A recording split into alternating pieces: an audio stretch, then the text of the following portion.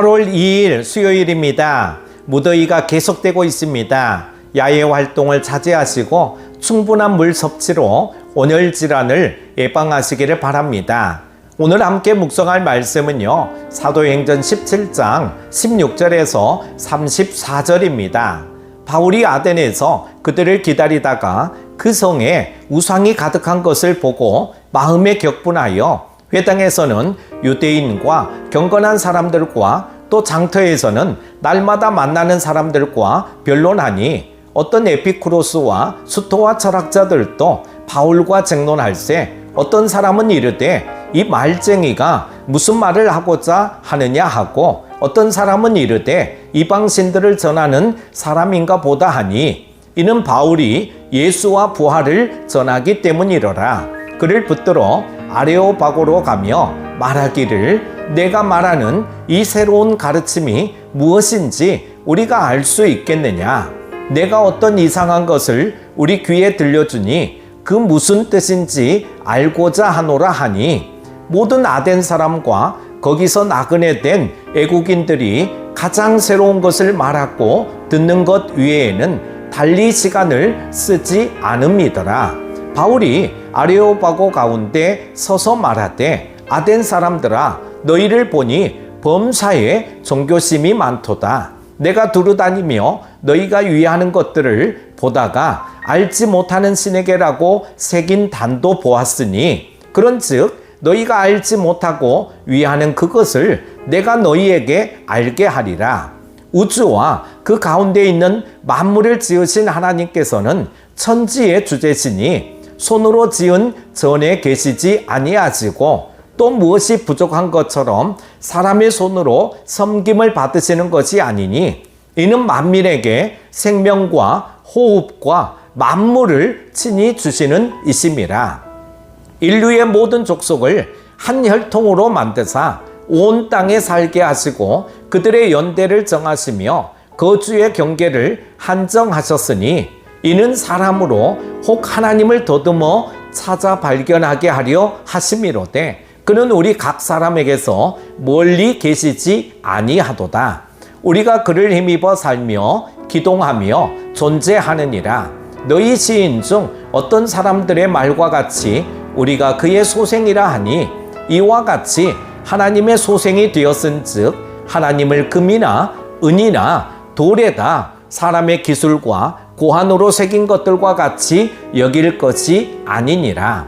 알지 못하던 시대에는 하나님이 간과하셨거니와 이제는 어디든지 사람에게 다 명하사 회개하라 하셨으니 이는 정하신 사람으로 하여금 천하를 공의로 심판할 날을 작정하시고 이에 그를 죽은 자 가운데서 다시 살리신 것으로 모든 사람에게 믿을 만한 증거를 주셨음이니라 하니라. 그들이 죽은 자의 부활을 듣고 어떤 사람은 조롱도 하고 어떤 사람은 이 일에 대하여 내 말을 다시 듣겠다 하니 이에 바울이 그들 가운데서 떠나매 몇 사람이 그를 가까이 하여 믿으니 그 중에는 아레오바고 관리 디오누시오와 다말이라 하는 여자와 또 다른 사람들도 있었더라. 아멘.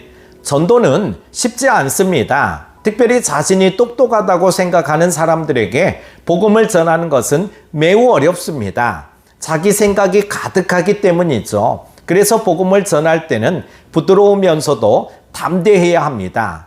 바울은 아덴에 혼자 남겨져 그 상황에 맞게 복음을 전합니다. 그는 종교와 철학을 추종하는 이들에게 어떻게 복음을 전했을까요?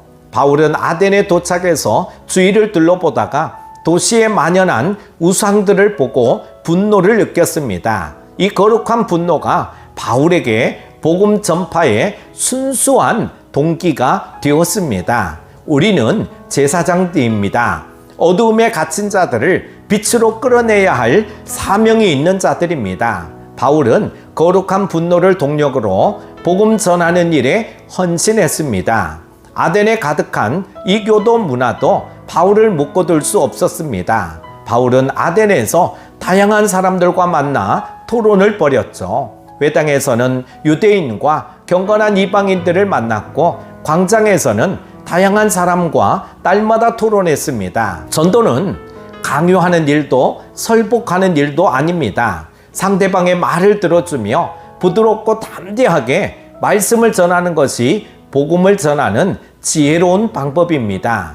바울은 당대의 철학자들에게 부활하신 예수님을 전했습니다. 전도 대상이나 방법은 변해도 복음의 내용은 변하지 않습니다. 복음의 핵심은 예수님과 부활입니다.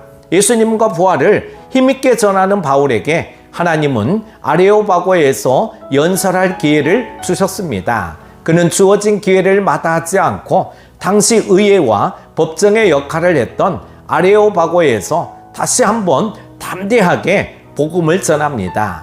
하나님은 복음을 확신한 자에게 확실한 기회를 주시는 분입니다. 바울은 전도 대상자를 고려해서 복음을 전했습니다. 바울 앞에 있는 사람들은 헬라인들이었죠. 그래서 유대인의 역사를 생략하고 헬라 문화권 사람들에게 친숙한 영어로 연설을 시작합니다. 바울은 전능하신 창조주 하나님을 소개하고 그분이 어떤 형상으로도 표현될 수 없는 광대한 분이라고 설명합니다. 그리고 예수 그리스도의 부활을 증거합니다. 복음의 내용은 그대로 유지하되 전하는 방법은 대상에 따라 바꿔야 합니다. 바울의 연설을 다 듣고 난 후 사람들의 반응은 다양했습니다. 바울이 죽은 자의 부활을 이야기하자 조롱하는 사람도 있었고 간접적으로 거절한 사람도 있었지만 몇 사람은 바울을 찾아와 신자가 되었습니다. 비록 많은 수는 아니지만 분명한 열매가 있었습니다. 우상이 준비한 아덴 한 복판에서 거둔 놀라운 열매입니다. 하나님은 어떤 척박한 상황에서도 열매를 허락하시는 분이죠. 우리는 상황보다 크신 하나님을 신뢰해야 합니다. 사랑하는 큐티 가족 여러분, 아덴은 헬라 철학의 중심지로 아는 체 하는 사람들이 많은 곳이었습니다. 또한 우상이 가득한 곳이었습니다. 겉모습만 보면 복음을 전하기에 척박한 곳입니다. 하지만 하나님은 바울의 사역을 통해 비록 적은 수이지만 그곳에서도 복음의 열매를 얻게 하셨습니다. 복음을 입 밖으로 꺼낼 엄두가 나지 않는 환경에서도 담대하게 예수님과 부활을 전하면 하나님이 열매를 맺게 하실 것입니다. 복음을 전하지 못한 상황과 환경, 사람은 없습니다. 일단 전하면 열매는 하나님이 책임져 주실 것입니다. 오늘도 성령으로 충만한 하루가 되시기를 바라고 열심히 전도하시는 여러분 다 되시기를 축복합니다. 기도합니다. 하나님 아버지 감사합니다. 어렵고 힘든 시기입니다. 하지만 우리는 하나님의 거룩한 자녀임을 항상 잊지 말게 하여 주옵소서. 오늘 하루도 만나는 모든 환경과 사람들에게 복음을 전하는 삶이 되게 하여 주옵소서. 더운 여름날 강건하게 하여 주시고 오늘 수요 예배 가운데도 함께 하여 주시기를 원하오며 예수님의 이름으로 기도드립니다. 아멘.